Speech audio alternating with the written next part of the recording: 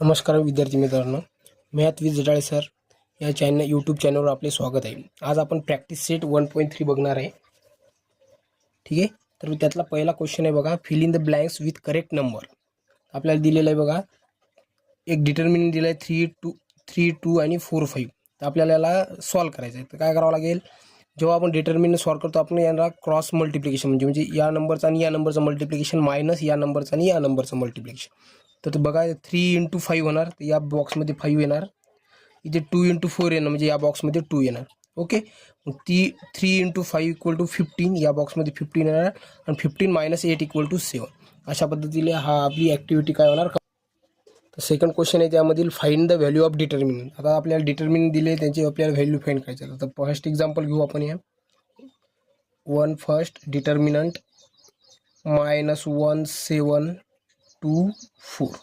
ठीक आहे, तर याला सॉल्व कसं करणार बघा, या दोन नंबरचं मल्टिप्लिकेशन म्हणजे येणार -1 × 4 -1 × 4 आणि मायनस साईन 7 × 2 7 × 2 या दोन नंबरचं काय करायचं आपल्याला मल्टिप्लिकेशन।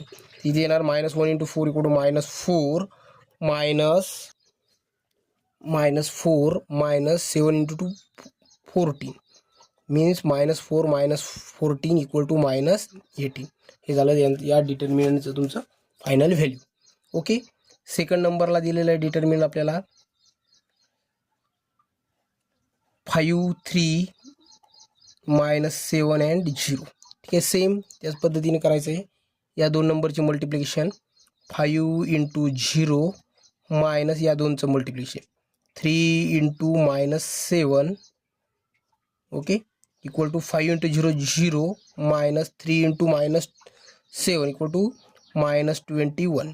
त्यामुळे मायनस मायनस होणार प्लस, येणार आन्सर 21। ओके, सेम आता बघू आपण तिसरं एक्झाम्पल। यातलं तिसरं एक्झाम्पल आहे बघा आपल्याकडे 3 = 7/3 5/3 3/2 आणि 1/2 अशा पद्धतीने दिलेलं आहे। सेम इथे त्याच पद्धतीने काढायचं, सॉल्व करायचं आहे आपल्याला। काय ना, या दोन नंबरचं मल्टिप्लिकेशन 7/3 × 1/2 ओके, नेक्स्ट -5/3 × 3/2 अशा पद्धतीने मल्टिप्लिकेशन करायचं आहे। ठीक आहे, काय ना 7 × 1 7/6 नंतर -5 × 3 15 15/6 ओके। नेक्स्ट बेस सेम आहे, एक वेळ लिहिणार 7 - 15 = राहणार -8/6 ओके। याला शॉर्ट करू शकतो आपण, दोनने जर भाग दिला याला तर 2 त्रिक 6 2 8 म्हणजे -4/3। हे झालं तुमचं फायनल आन्सर। अशा पद्धतीने आपल्याला काय करायचं आहे, या डिटर्मिनंटची व्हॅल्यू फाइंड करायची आहे। ओके, ठीक आहे, बघा थर्ड एक्झाम्पल आहे आपल्याकडे, solve the following simultaneous equation using Cramer's rule. तर त्याच्यामध्ये फर्स्ट इक्वेशन आहे आपल्याकडे 3x - 4y = 10 आणि सेकंड आहे 4x + 3y = 5। ठीक आहे, याला आपल्याला क्रॅमर्स रूलने सॉल्व करायचं आहे। तर बघा, क्रॅमर्स रूलसाठी सुरुवातीला काय करणार आपण, हे जे इक्वेशन दिलेले आहे त्या इक्वेशनला अरेंज करायचं म्हणजे 3x - 4y = 10 याला देणार इक्वेशन 1। नेक्स्ट 4x + 3y = 5 याला देणार इक्वेशन 2। ठीक आहे, आता आपल्याला यानंतर काढायचं आहे dx आणि dy यांच्या व्हॅल्यू आपल्याला काय करायचं आहे, फाइंड करायचे आहे। म्हणून वी हॅव फाइंड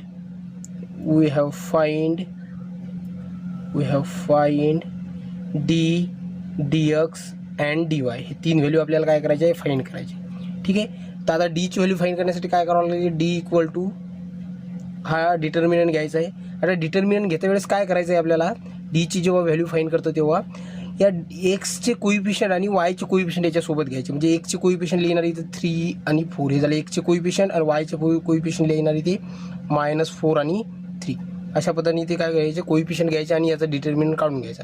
काय ना 3 × 3 3 × 3 -4 × 4 अशा पद्धतीने म्हणजे काय येणार 3 × 3 9 -16 = 9 + 16 = 25 अशा पद्धतीने आपल्याला काय मिळेल, डी ची व्हॅल्यू मिळेल 25। ओके, आता dx फाइंड करायचं आहे।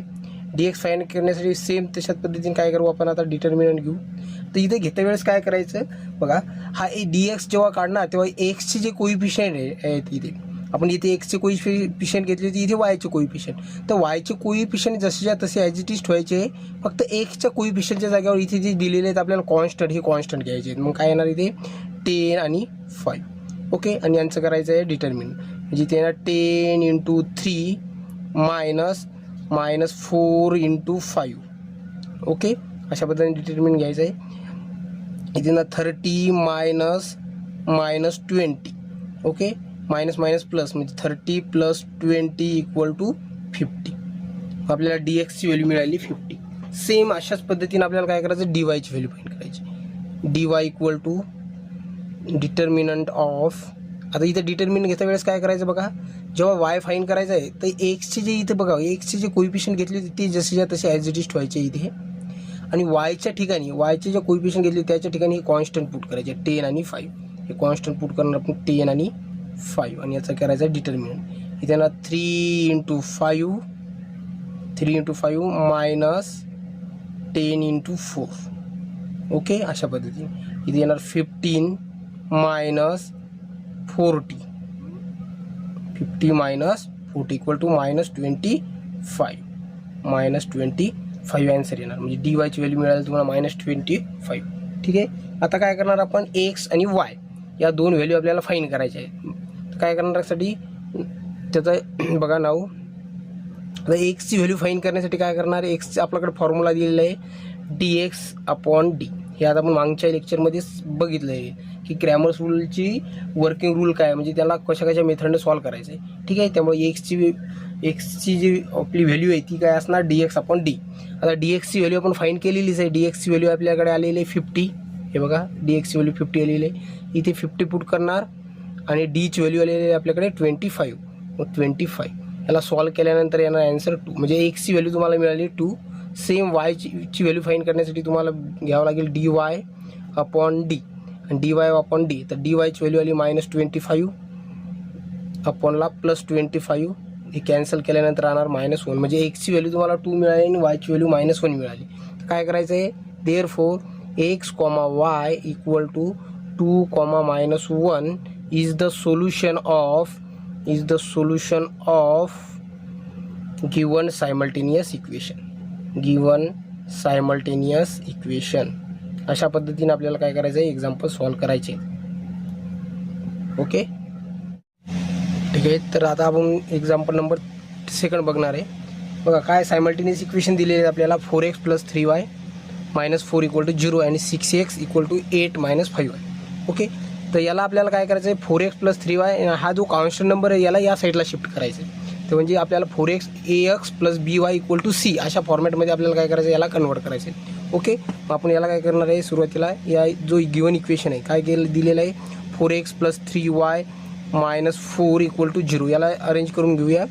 4x + 3y हा इकडे मायनस आहे, या साईडला गेला की याला होणार आपण 4 प्लस होणार इकडे गेला की याला देणार इक्वेशन 1. ओके, सेम हा इक्वेशन 6x = 8 - 5y. ओके, आता हा -5 आहे, याला या साईडला शिफ्ट करा म्हणजे हा होणार +5y = 8. याला देणार इक्वेशन 1. आता इक्वेशन 1 आणि 2 याचा यूज करून आपल्याला काय करायचं आहे, dx आणि dy याच्या व्हॅल्यू आपल्याला फाईंड करायचं. मग नाव d = काय येणार, d = बघा अशा पद्धतीने आपल्याला काय घ्यायचं, डिटर्मिनंट घ्यायचं आहे. डी साठी आपल्याला इक्वेशन 1 आणि इक्वेशन 2 यांचे एक्सचे कोइफिशियंट घ्यायचे इथे 4 आणि 6 आणि इथे घ्यायचे वायचे कोइफिशियंट. तर वायचे कोइफिशियंट इथे 3 आणि इथे येणार 5. 3 आणि 5. ओके, आणि डीची व्हॅल्यू काढून घ्यायची. 4 × 5 20 -6 × 3 18 मीन्स येणार आन्सर 2. म्हणजे डीची व्हॅल्यू मिळाली तुम्हाला 2. सेम तसंच पद्धतीने काढायचं. dx = इथे काय करणार आपण, एक वायचे जे कोइफिशियंट आहे ते ॲज इट इज लिहायचे. एक्सच्या ठिकाणी कॉन्स्टंट घ्यायचे. कॉन्स्टंट काय येणार, 4 आणि 8. इथे येणार 4 and 8. इथे याला करायचं 16. 4 × 5 20 -8 × 3 24. ओके, आन्सर येणार -4. सेम dy फाईंड करा. dy = डिटर्मिनंट घ्यायचं आहे. इथे बघा जेव्हा वाय काढायचं, dy फाईंड करायचं आहे, एक्सचे कोइफिशियंट जसे तसे लिहायचे आहे आपल्याला. आणि वायच्या कोइफिशियंटच्या जागेवर आपल्याला काय करायचं आहे, कॉन्स्टंट लिहायचे 4 आणि 8. काय लिहायचं आहे, 4 आणि 8. Okay, 4 and 8. ओके, यांचं करा मल्टिप्लिकेशन. 4 × 8 32 मायनस 4 × 6 24. तर इथे आन्सर येणार +8. ओके, अशा पद्धतीने आपण याला सॉल्व केलं. आता काय करणार आपण, dx आणि dy ही व्हॅल्यू फाइंड करणार. नाव ची व्हॅल्यू फाइंड करायची, dxची व्हॅल्यू, एक्सची व्हॅल्यू फाइंड करायची. एक्सची व्हॅल्यू फाइंड करायची आपल्याला काय येणार, dx/d. ओके, मग dxची व्हॅल्यू आपल्याकडे आलेली आहे -4. तर इथे -4/d ची व्हॅल्यू 2. आन्सर येणार -2. आणि y ची व्हॅल्यू फाइंड करण्यासाठी dy/d हा यूज करायचा आहे फॉर्म्युला. dy ची व्हॅल्यू मिळाली तुम्हाला 8 / 2. आन्सर येणार 4. या पद्धतीने आपण काय करू शकतो, x y ची व्हॅल्यू फाइंड करू शकतो. Okay, x y = -2 4 is the solution of given simultaneous equation.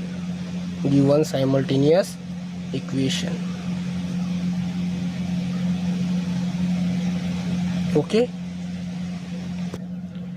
ठीक आहे. आता एक्झाम्पल नंबर 3 बघणार आपण. x + 2y = -1 आणि 2x - 3y = 12.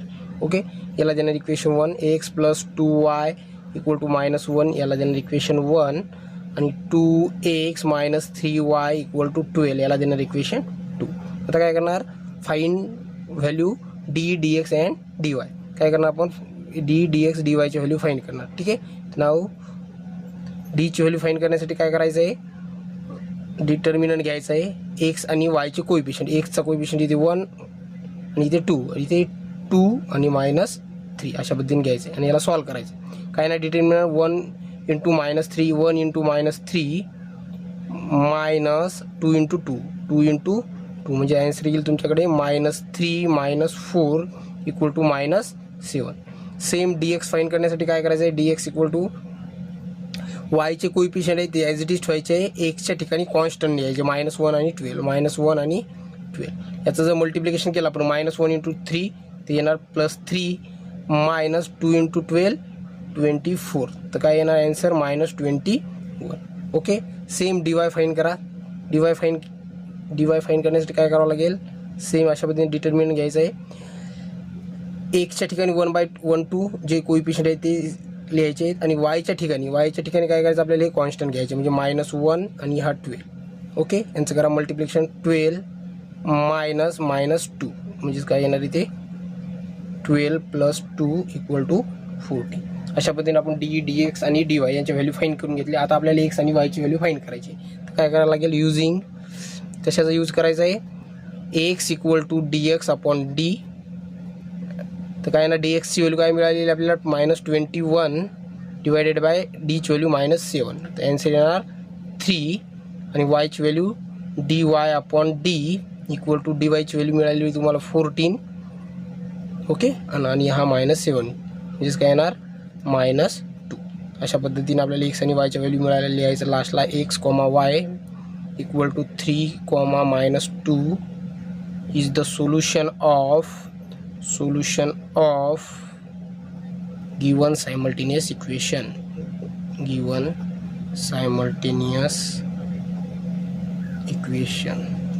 Okay, example number 4. 6x - 4y = -12 and 8x - 3y = -2. ठीक आहे, तर याला यांचं सोल्युशन कसं काढायचं बघा. याला फर्स्ट इक्वेशनला देणार फर्स्ट इक्वेशन -2, याला दिलं इक्वेशन 1, या इक्वेशनला देणार सेकंडवाल्या इक्वेशन 2 -2. ओके, याला देणार इक्वेशन 2. आता काय करायचं आपल्याला, d dx आणि dy हे दोन व्हॅल्यू फाइंड करायचे आहेत. 3 व्हॅल्यू d व्हॅल्यू फाइंड करण्यासाठी आपल्याला घ्यायचं आहे इथे डिटर्मिनंट घेण्यासाठी काय करायचं, x आणि y यांचे कोइफिशियंट घ्यायचे. ते येणार 6 आणि 8. x चे कोइफिशियंट, y चे कोइफिशियंट -4 -3. ओके, याला जर सॉल्व केला आपण काय येणार, 6 × 3 6 × -3 -4 × 8. याला सॉल्व करा. 6 × -3 -18 -4 × 8 -32. ओके, -18 +32 -18 +32 =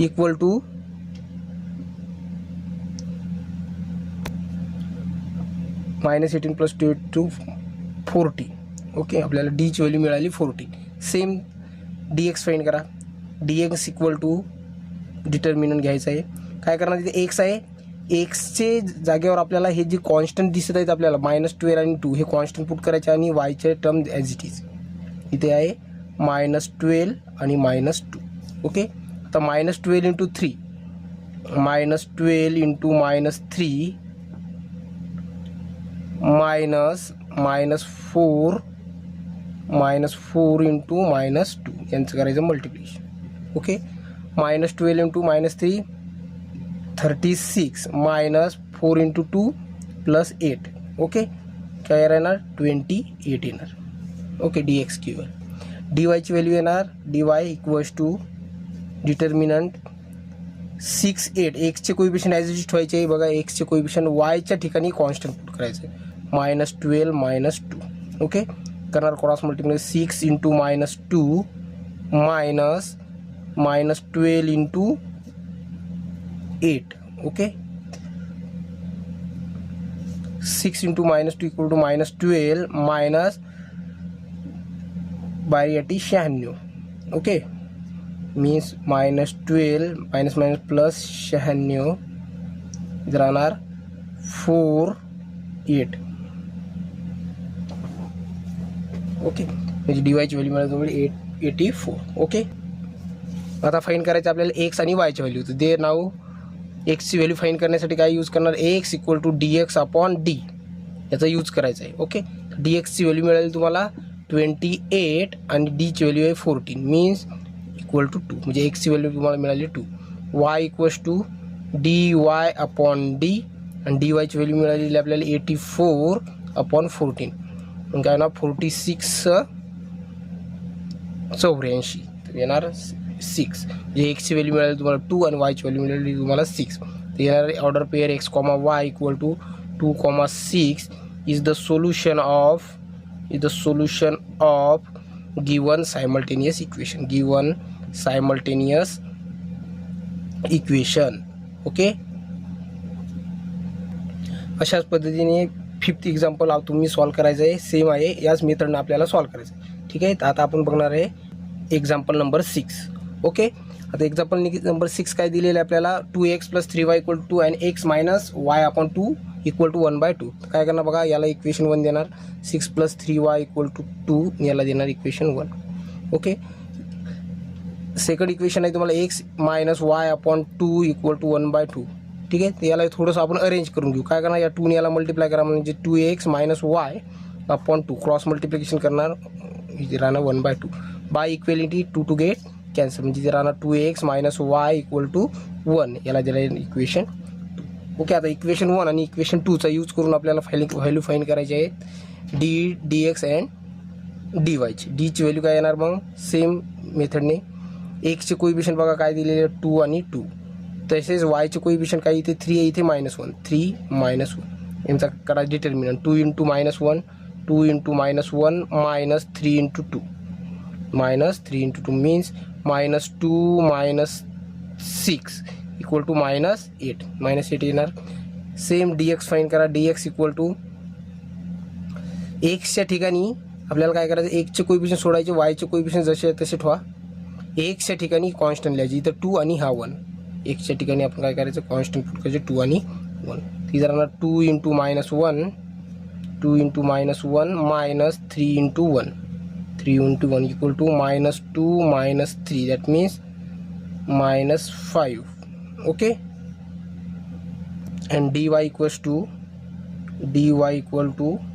बघा dy इक्वल्स टू एक्सचे जे कोइफिशियंट आहेत हे जसे तसे ठेवणार ॲज इट इज लिहायचे. वायच्या ठिकाणी आपल्याला कॉन्स्टंट पुट करायचे म्हणजे 2 1 काय येणार इथे 2 × 1 -2 × 1 -2 × 2. ओके, इधर 2 - 4 इक्वल टू -2 अशा पद्धतीने. म्हणजे डीची व्हॅल्यू तुम्हाला मिळाली -8, dxची व्हॅल्यू -5 आणि dyची व्हॅल्यू -2.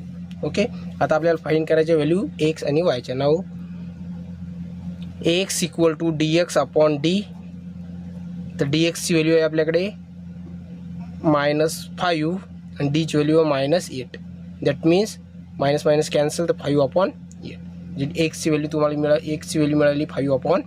सेम वायची व्हॅल्यू फाईंड करण्यासाठी काय करायचं आहे, dy/d हे यूज करायचं आहे.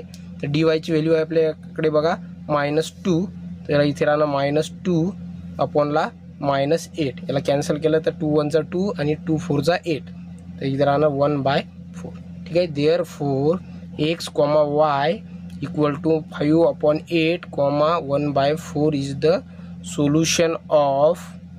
Solution of given simultaneous equation. अशा प्रकारे आपली 1.3 एक्सरसाइज ही संपली. ओके. व्हिडिओ आवडला असेल तर चॅनलला सबस्क्राईब करा, लाईक करा आणि शेअर करा. थँक्यू.